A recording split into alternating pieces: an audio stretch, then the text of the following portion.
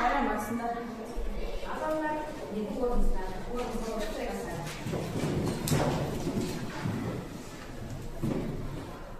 Апалар, біз бірімізді көрсетіп,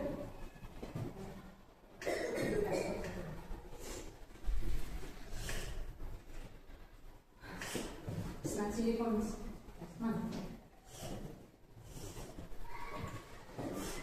Сабақты бастамасы бұрын кәмде болады тұрайықшы. Бірге осы бізге. Қуанайын, қуанасың сене, қуанайын достарым, арайлаған неге. Жарайсыздар, отырамын. Ал балалар,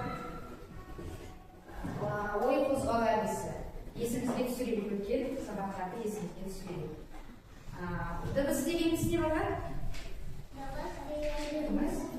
Дыбысты біз не істейміз?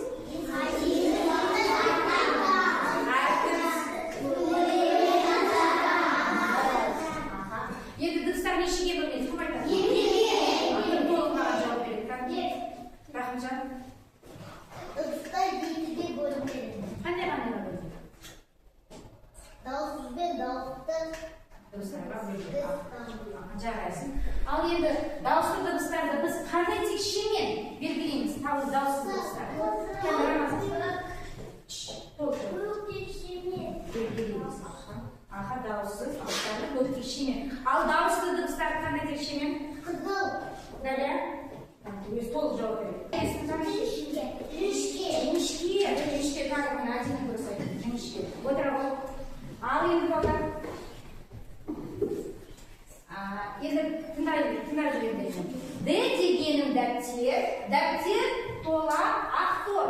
Дұрыс жазып 4 пен 5-ті алып кел дейді. Д болса бізге осындай, деп келіп жатыр. Енді жұмбақтың шешімін табыңдар. Мен қазірге жұмбақ жасырам, сіздер шешімін табыңдар. Не болуы мүмкін бұл? Ұзын мойын екі шеп, қатар тепті шеп. Басып көрсем бір-бірлер, шығады. Бәлемге не бұл? Қанды тұра көшеміз? Еке бұл? Домбыра, жарайсың. Қанды домбыра екен? Домбыраны қанды дұрыстақты жарайсың, қаш, отыра ғой. Сәлем, балалар. Мен домбырамын. Менің адамның дене құрылысы сияқты басым, құлағым, мойным, пернелерім, екі шегім, тиегім және дыбыс шығаратын дауысым, қақпағым, қорғаным бар.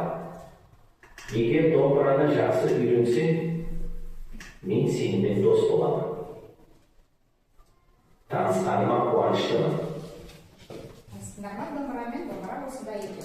Домбыра сонымен қазақ халқының шет тараған екі шекті музыкалық аспап. Енді домбыра қай дыбысынан басталып естіліп тұр? Қай дыбысы? Қай екен? Д.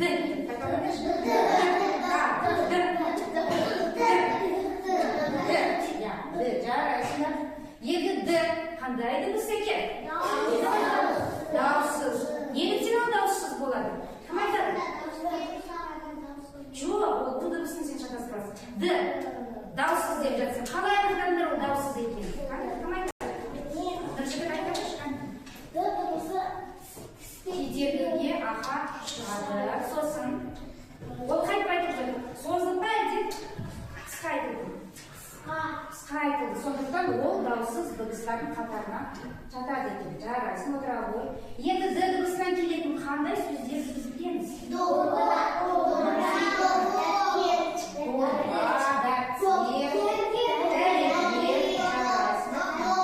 жарайсың. Енді картик. Ал сонымен қарап шығады сурет бойынша. Домбыра екен. Сосын ол Д дыбысынан басталады. Екен. Уадақ дауысы. Уадақ деп аталады.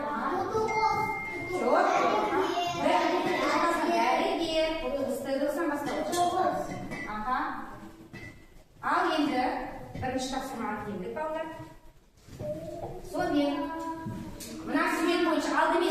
бойынша жұмыс жасайды. Бәрі сендердің кәсіпорындар осы сурет бар екен. Қараңызшы суретте. Суретте біз кімдерді көріп тұрмыз? Кім айтады? Ал сұрақ қойды. Суретте біз кімді көріп тұрмыз?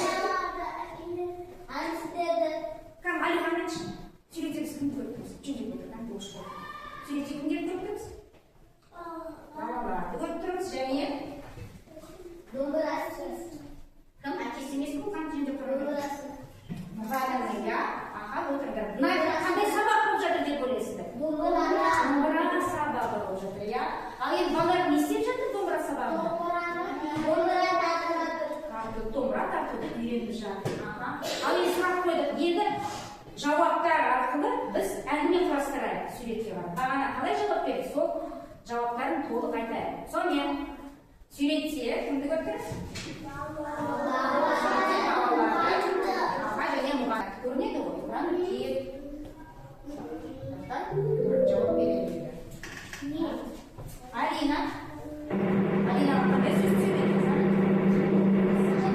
Дауыстан шығарып оқимыз. Молодец, жарайсың. Келесі Сафия. Сафия, қандай сөз сөйледі?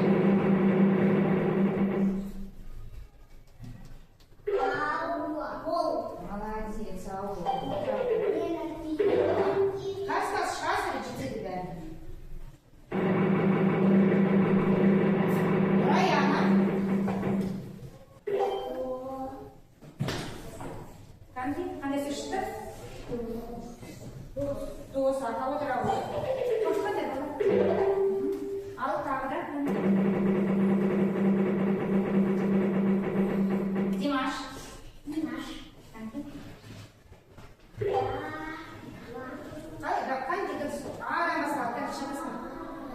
Жоқ, оқы.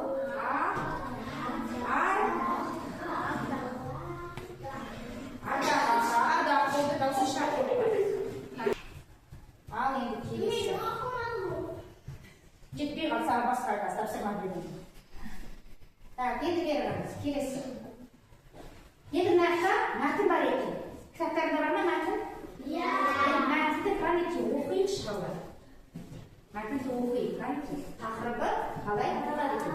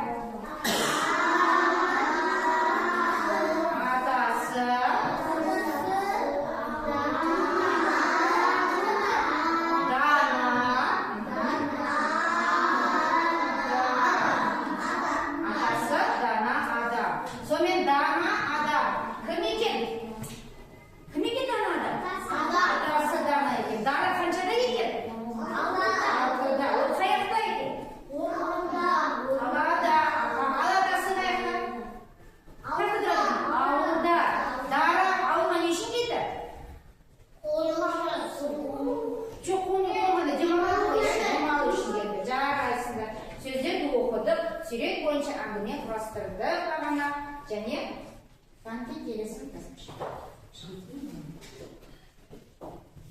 келесі не істейміз? Келесі енді д әрпін біз дыбысын өтті, енді д дыбысын әрпі д әрпі қайтып жазылады екен. Мұқият қараңдаршы мына жаққа. Д. Салыстырайық. Баспа түрін және жазба түрін. Баспа түрі мен жазба түрі ұқсай ма? Ал енді баспа түрінің бас әріппен кіші әріп ұқсай ма? Ұқсайды. Ал жазба түрінің бас әріппен кіші әріп ұқсай ма? Ұқсамайды екен. Ал енді Д дыбысы қалай жазылатын?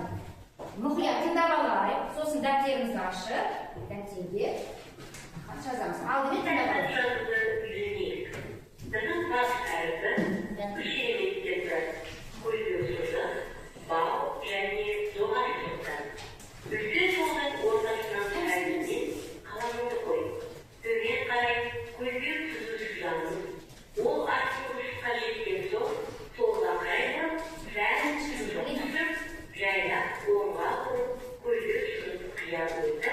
Арқылы сыныпқа тигізген соң, оңға бұрап, жоғары қарай жоға сыныпты. Бастапқын деген асыра, солға қарай еңіз.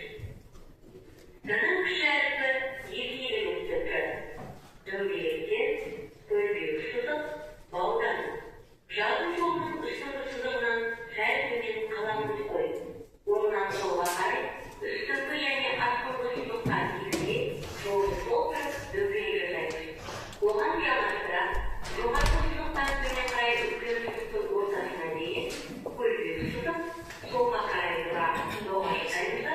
Оңға қарай созып көйлеу сызықпен жол сызығында қиыстырамыз. Түсінікті ғой, ал енді ауада жазып көрейікші әдеттегідей. Кәнекей, қолымызға ручка алсақ қайбақ, әшімді. Кәнекей, ауада бастайық. Дайынсыздар ма? Қайықтан бастаймыз деді. Жұмыс жолының, үстіңгі жұмыс жолын, кәнекей, нүкте қоямыз. Астына көйлеу сызық алып келеміз, оны төменгі астыңғы жолға алып келеміз. Содан кейін оны қайырамыз. Қайырғанда оны жегеніміз қайыққа астыңғы жолға тигіземіз. Сосын үстіне жолға сызықты алып келеміз. Бұл басы. Енді кіші әріп топақша жасаймыз. Содан кейін қасына көлбеу ілмек жасаймыз. Жасадық па? Енді жұмыс дәптерімізді ашып, Д әріпі табамыз. Дәптерді ашамыз. Дәптерімізді көлбеу қоямыз, өзіміз түзіп отырамыз.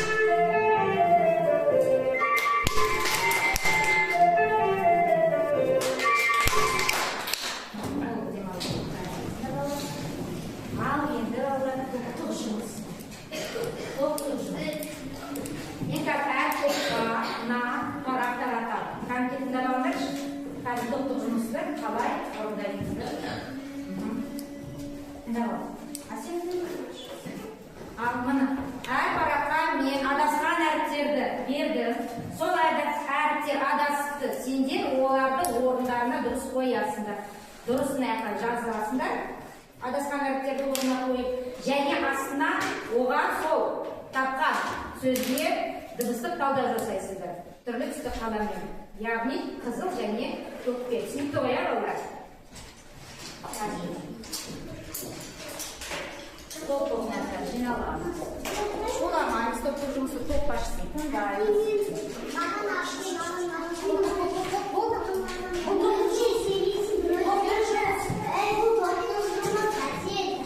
Әсет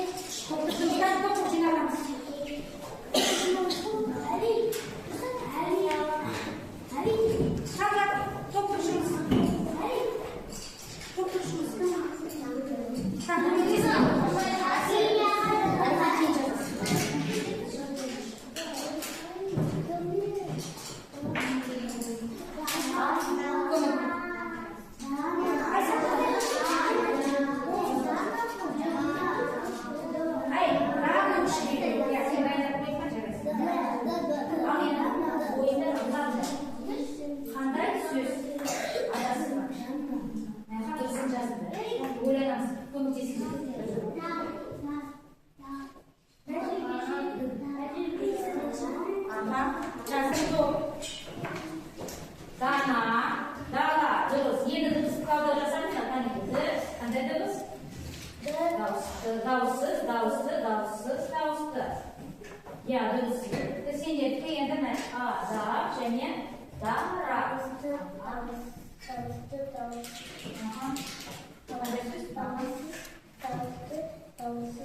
Жарайсың, аха. Ал енді сендер қандай сөз шықты? Оға.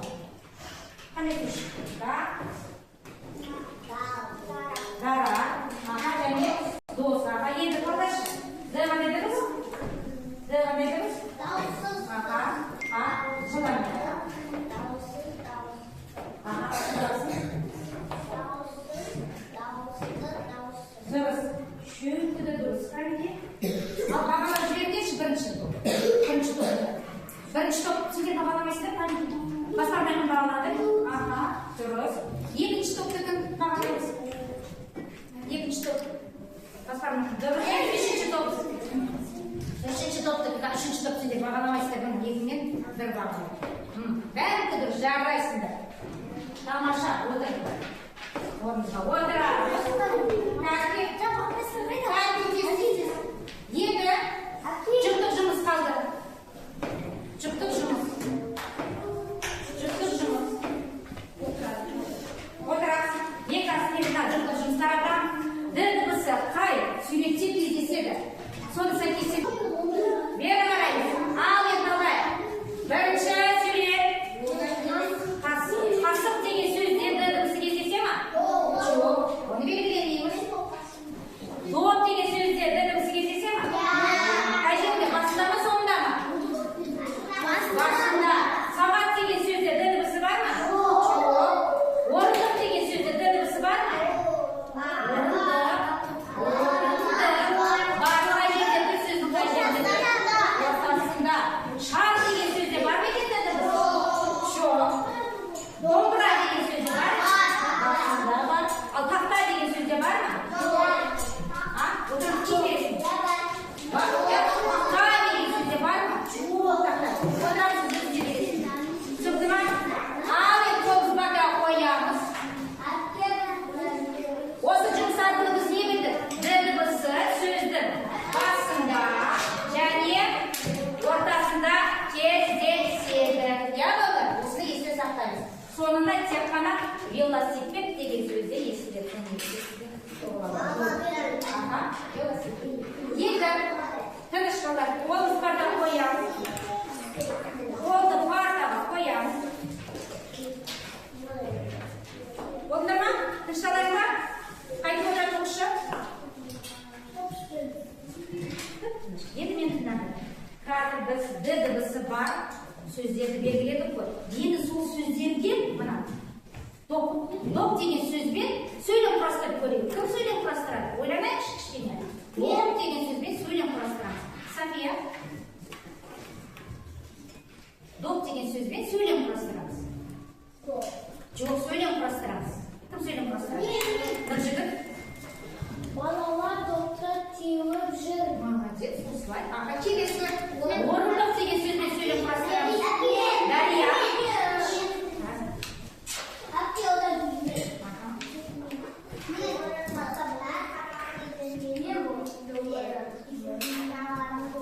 Ya, terus.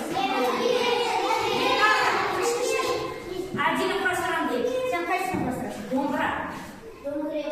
Dombra. Baldan. Cip. Siapa?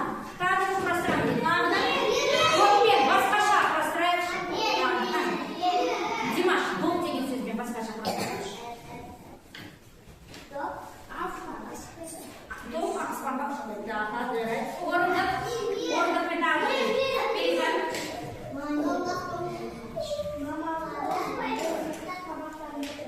Ya, mamalar mah ada dari ya. Dombra.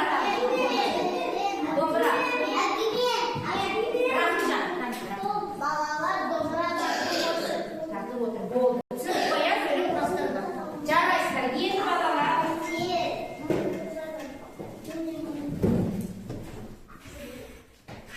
Сабақ аяқталды, иә? Аяқтауға жақын қалды. Енді біз не білдік? Кім айтады? Не білдік?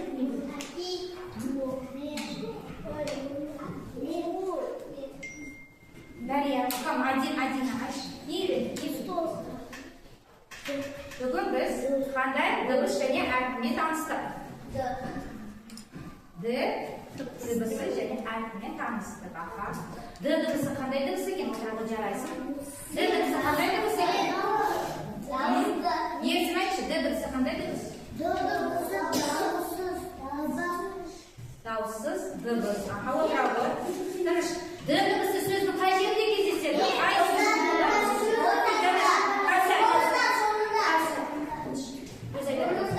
Толық жауап береді достар. D дыбысы сөздің қай жерде кездеседі? Я, ортасы соңында ол бірақ сөзде кездеседі мүмкін, я? Ал енді, балалар, мына жақта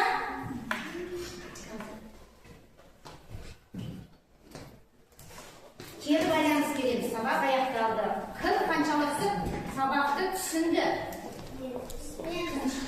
Тоқтаңдар, бәрі шығасыздар, мұқият тыңдаңдар. Қалай бересіздер, мана. Мына жақта кері байланыс береміз. Қараңдаршы, тыныш. Тыныш, мына, кері байланыс. Орманда үш қонжық отырып, үш қонжық, әр қонжықтың қолында банка. Аха, банка. Сол банкаға сендер жұлдызшаларын қоясың. Отырамыз. Мына бірінші қояды, қонжық.